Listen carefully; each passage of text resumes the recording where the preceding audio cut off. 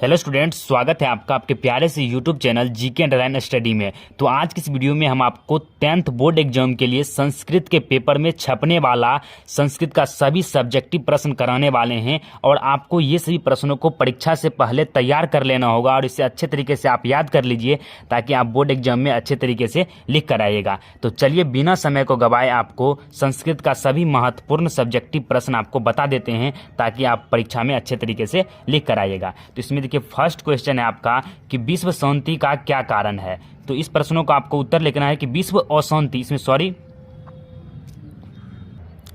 इसमें पहला प्रश्न है कि विश्व अशांति का क्या कारण है।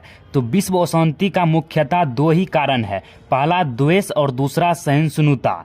और इसी से जो है ना जातिवाद हो गया, धर्मवाद पनपते हैं। अशांति फैलाने में स्वार्थपरक राजनीतिज्ञों का महत्वपूर्ण भूमिका होता है। इस प्रश्न का आंसर अगर आप चाहिएगा सीधा अपनी भाषा में लिखने के लिए तो इस तरह से लिख सकते हैं कि विश्व अशांति का मुख्यतः दो ही कारण है। जो विश्व में अशांति फैलते हैं वह दो ही कारण से फैलता है, एक द्वेष की भावना से और दूसरा सहिष्णुता से। और इसी के कारण जातिवाद हो गया, धर्मवाद हो गया, ये सभी पनपते हैं। और अशांति फैलाने में जो है ना स्वार्थपरक मतलब जो राजनेता अपने स्वार्थ के लिए काम करते हैं उसका महत्वपूर्ण भूमिका होता है अशांति को फैलाने में। तो इस प्रश्न का उत्तर आपको कुछ इस प्रकार से लिखना था। उसके बाद देखिए दूसरा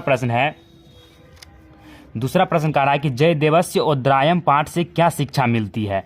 तो इस पाठ से हमें क्या शिक्षा मिलती है, तो इसमें आप पढ़े होंगे जयदेव के बारे में, जिसे जो है ना लुटेरों ने उसे लूट कर उसका हाथ पैर काट कर जो है ना उसे कुआं में फेंक दिया था। लेकिन जब वही लुटेरा राज दरबार में पहुंचा तो वहां पर जो है ना जयदेव को देखा कि वह तो वहां पर विद्वान है, तो वह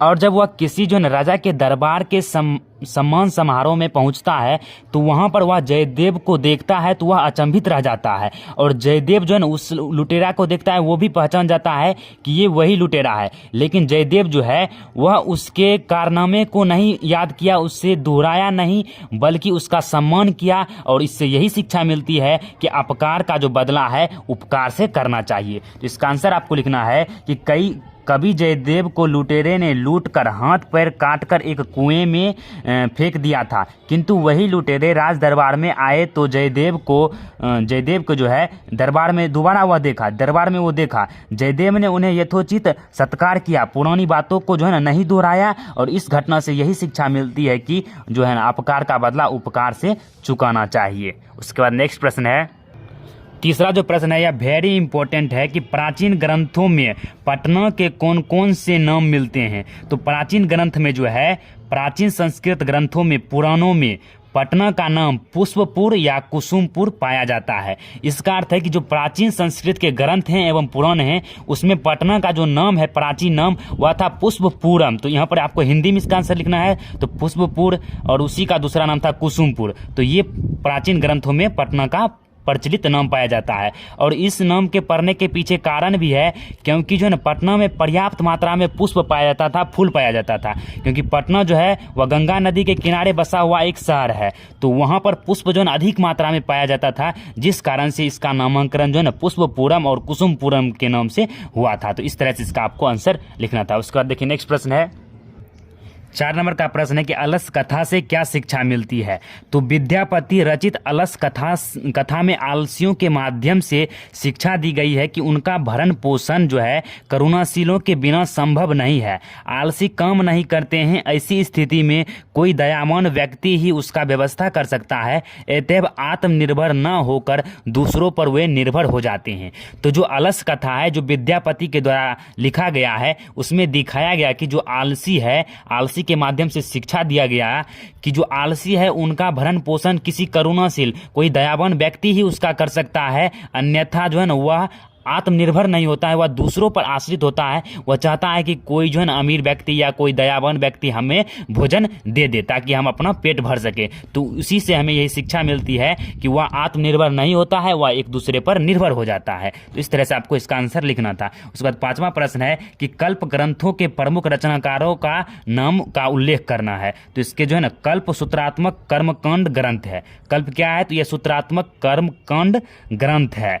जिसके प्रमुख रचनाकार के रूप में बोधायन, भारद्वाज, गौतम वशिष्ठ आदि जो है ना ऋषि इसके रचनाकार हैं। उसका छठा प्रश्न है कि नीति श्लोक पाठ में मूढ़ चेथा नराधम किसे कहा गया है। मतलब जो है ना नीति श्लोक पाठ जो आप पढ़े हैं उसमें जो है ना मूर्ख व्यक्ति किसे कहा गया है। तो नीति श्लोक पाठ के अनुसार जो बिना बुलाए प्रवेश करता है, जो बिना पूछे बहुत बोलता है और विश्वसनीय व्यक्ति पर विश्वास कर लेता है, वह मूर्ख हृदय वाला ही नराधम व्यक्ति होता है। जो बिना पूछे ही खूब बोलता है, बिना बुलाए ही आ जाता है और विश्वासी व्यक्ति पर विश्वास कर लेता है, उसी व्यक्ति को मूर्ख हृदय वाला नराधम व्यक्ति कहा गया है। उसके बाद देखिए नेक्स्ट प्रश्न है, सातवां प्रश्न है कि राम परवेश राम जो है उसका जन्म कहाँ हुआ था और उन्होंने देश की सेवा में यश कैसे प्राप्त किया।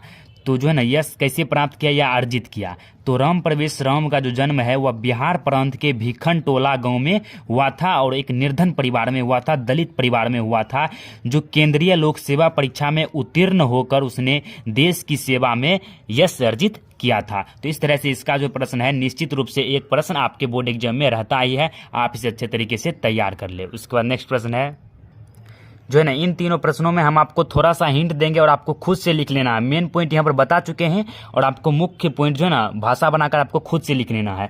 कहा कि 6 प्रकार के दोष कौन कौन से हैं और पठित पाठ के आधार पर वर्णन करें। तो 6 प्रकार के दोष कौन कौन से हैं। तो निद्रा, तंद्रा, भयम, क्रोध, आलस्य और दीर्घसूत्रता। तो इसमें निद्रा मतलब नींद होता है, भय मतलब डर होता है, क्रोध मतलब तो आप जानते हैं क्रोध, आलस्य तो पढ़े ही अभी, और दीर्घसूत्रता मतलब होता है कि किसी भी काम को देर से करने की आदत जो होता है ना उसी को दीर्घसूत्रता कहते हैं। तो ये 6 प्रकार के दोष को आपको लिख देना। उसका है कि पठित पाठ के आधार पर वर्णन करें। तो इसको अपनी भाषा में लिख सकते हैं कि मनुष्य अगर जीवन में सफल होना चाहता है तो वह निद्रा, तंद्रा, भयम, क्रोधम, आलस्य और दीर्घसूत्रता को त्यागना होगा। अगर मनुष्य इन सभी दोषों को नहीं त्यागता है तो मनुष्य का विकास जो है विनाश इन्हीं दोषों के कारण हो जाएगा।